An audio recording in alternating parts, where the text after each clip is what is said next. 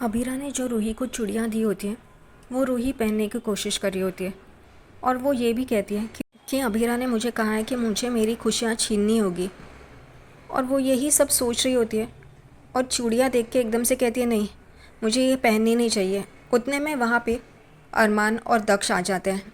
अरमान उसे इस हालत में देखता है और उसे कहता है तुम निकाल क्यों रही हो चूड़ियाँ, पहनो ना। उसे पहनने में तकलीफ़ हो रही होती है। वो कहता है मैं मदद कर दूँ। वो कहती है हाँ। वो अबीरा को ढूंढ रहा होता है लेकिन अबीरा कहीं दिखाई नहीं देती कि अबीरा उसे चूड़ियाँ पहना है। इस वजह से वो खुद ही बैठ जाता है। वो और दक्ष मिलके रूही को चूड़ियाँ पहनाते हैं और ये देख के रूही एकदम से खुश हो जाती है कि अरमान ने मुझे चूड़ियाँ पहनाई है, क्योंकि वैसे भी हस्बैंड अपनी वाइफ को चूड़ियाँ पहनाते हैं उस फंक्शन में। ऐसे ही अरमान ने उसे चूड़ियाँ पहनाई है, ऐसे ही वो समझ रही है।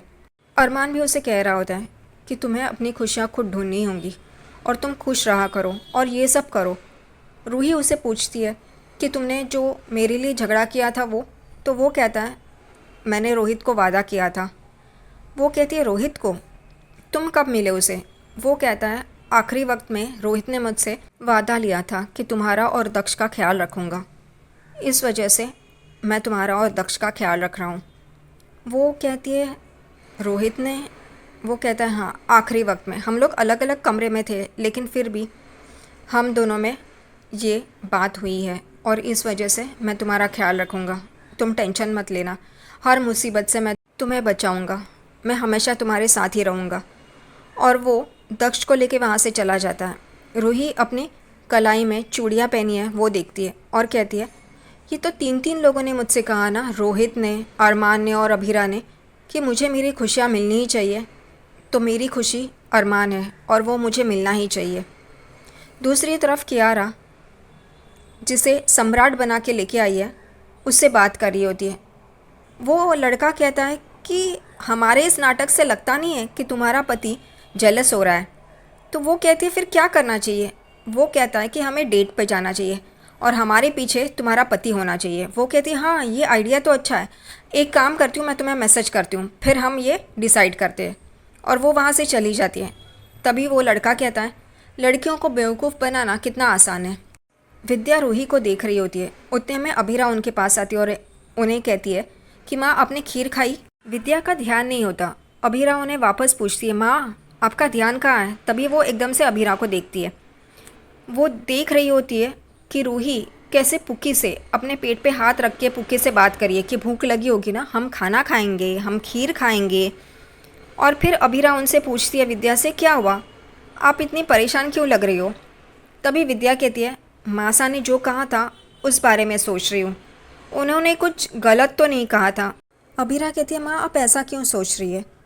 तो विद्या कहती है कि देख, तू तो बहुत अच्छी बच्ची है, मेरी प्यारी बच्ची है।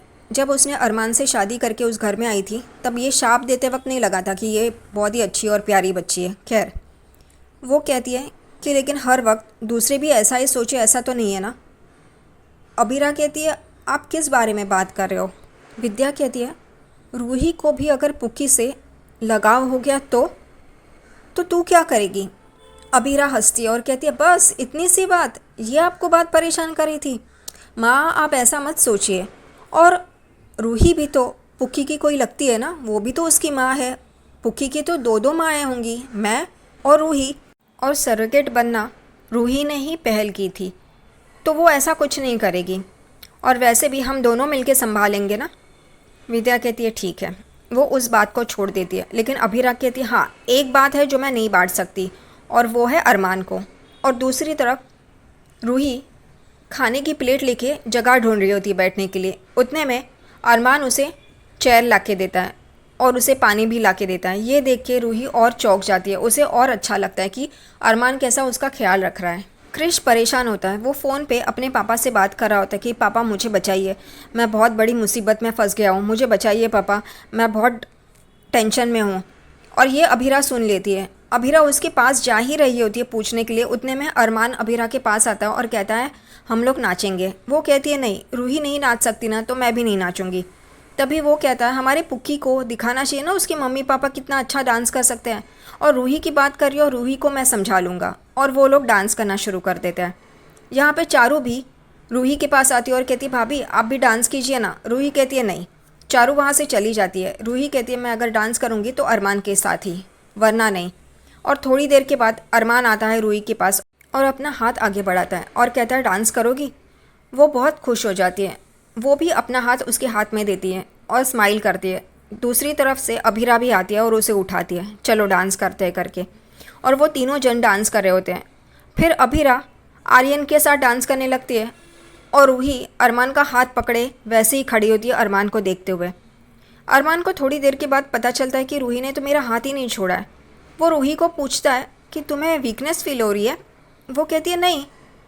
वो बोलने ही जा रहा होता है, उतने में डांस ख़त्म हो जाता है और सब लोग तालियां बजाने लगते हैं। तो रूही और अरमान भी ताली बजाते हैं और ये टॉपिक वहीं पे ख़त्म हो जाता है।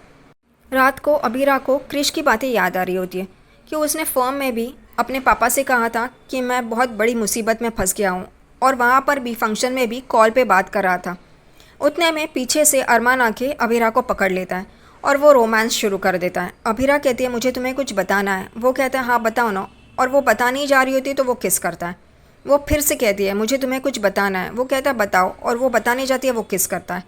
वो कहती है मैं तुम्हें कुछ बता रही हूँ ना, बहुत इंपॉर्टेंट है, तुम सुन क्यों नहीं रहे हो। तो वो कहता है बताओ ना। इन दोनों का रोमांस कभी ख़त्म ही नहीं होता। दूसरी तरफ रूही अपनी चाल शुरू कर देती है। वो मोबाइल में अरमान का फ़ोटो दक्ष को दिखा रही होती है और कहती है ये तुम्हारे पापा है, बोलो पापा पापा करके बोलो। और वो सिर्फ फ़ोटो की तरफ देख रहा होता है। और फिर रूही कहती है कुछ भी हो जाए दक्ष, मैं तुमसे बुलवा के ही रहूँगी अरमान को पापा। और दक्ष उस फ़ोटो की तरफ देख रहा होता है और रूही उसे पापा कहो ऐसा दक्ष को कह रही होती है। दूसरी तरफ यहाँ पे अरमान और अबीरा का रोमांस शुरू हो जाता है और वो भी दरवाज़ा खुला रख के ही करते हैं ताकि आए दूसरे और उन्हें डिस्टर्ब करे। वो एक दूसरे के करीब आते हैं और एक दूसरे को किसी करने वाले होते हैं। उतने में बराबर से रूही दक्ष को लेके उनके दरवाजे पे आती है और दक्ष की आवाज़ सुन के ये दोनों चौंक जाते हैं। फिर रूही कहती है अबीरा तुम दक्ष को सुलाओगी, 1 घंटे में मैं आती हूँ उसे लेने के लिए, तब तक तुम उसे सुलाओ। अबीरा कहती कोई बात नहीं, वो हमारे साथ सो लेगा। वो कहती नहीं नहीं, तुम दोनों को सुबह उठ के फॉर्म भी तो जाना है ना, मैं 1 घंटे में आती हूँ। वो जानबूझकर अरमान और अबीरा को पास नहीं आने देती और इस वजह से दक्ष को वहाँ पे छोड़ के चली जाती है। अरमान कहता है अब बताओ, अब तो हम रोमांस नहीं कर सकते, तो अब बताओ तुम क्या बताने वाली थी। वो टॉपिक वहीं पे रह जाता है क्योंकि दक्ष उनके साथ रहता है तो वो लोग सो जाते हैं। अगले दिन सुबह अरमान अबीरा के साथ फ़ोन पे बात कर रहा होता है कि तुम वो मीटिंग ख़त्म कर लो, मैं भी ऑफिस के लिए निकल रहा हूँ। उतने में रूही दक्ष को लेकर अरमान के पास आती है और कहती है कि तुम मुझे ऑफिस जाते जाते टॉय शॉप में छोड़ दोगे। वो कहता है क्यों। वो कहती है कि मैंने दक्ष के पुराने खिलौने फेंक दिए। वो कहता है ऐसा क्यों किया तुमने। रूही कहती है कि मैंने न्यूज़ में पढ़ा था कि उसमें कुछ हार्मफुल केमिकल्स हो सकते हैं, इसलिए मैं अभी अच्छी तरह से चूज़ करके ही खिलौने लेना चाहती हूँ। तभी अरमान कहता है अरे बाप रे, ऐसा भी होता है। अभी तो एक बच्चा है, दूसरा बच्चा आने के बाद कितना केयरफुल रहना पड़ेगा। तभी रूही कहती है कि मैं और तुम दोनों मिलके संभाल लेंगे ना। अरमान एकदम चौंक जाता है और कहता है तुम क्यों, अबीरा है ना, अबीरा देख लेगी। अब तक तो अबीरा ने दोनों बच्चों का टाइम टेबल भी बना लिया होगा।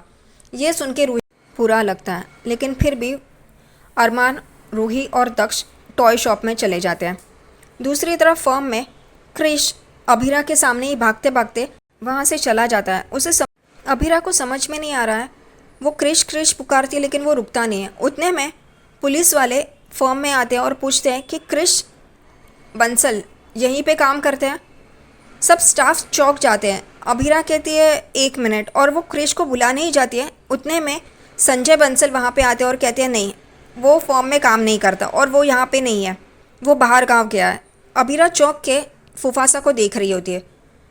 तभी इंस्पेक्टर कहते हैं फिर वो कहाँ है, ये आप प्रूफ दे सकते हो कि वो यहाँ पे नहीं है। वो कहते हैं हाँ, ट्रैवल एजेंसी से सारे उसके टिकट्स, उसकी जर्नी, उसके कार्ड्स का सब कुछ मैं आपको भेज दूंगा। वो कहते हैं ठीक है, और वो वहाँ से चले जाते हैं। तभी अबीरा कहती है आपने झूठ क्यों कहा। उपासा अबीरा को कहते हैं अपने काम से मतलब रखो, और वो वहाँ से चले जाते हैं। अबीरा कहती है कि मुझे क्रिश से बात करनी ही होगी, इसलिए वो उस तरफ जाती है। तभी बाहर ही उसे आवाज़ें आती हैं क्रिश की कि पापा आप मुझे बचाइए, मुझे जेल नहीं जाना। और वो अपने पापा के गले लगता है और ये सारी बातें बाहर से सुन लेती है और चौंक जाती है, ऐसा क्या हुआ है। और वो कहती है कि अरमान को बताना ही होगा, इसलिए वो फ़ोन निकालती है और अरमान को लगाती है। लेकिन अरमान रूही और दक्ष के साथ टॉय शॉप में होता है और वो दक्ष को लेके टॉयज़ दिखा रहा होता है। और जब अभीरा कॉल करती है तभी रूही वो कॉल देख लेती है और वो कॉल कट कर देती है। अभीरा ये कहती है कि अरमान ने मेरा कॉल कट क्यों किया, लेकिन वो अरमान ने नहीं, रूही ने कट किया होता है।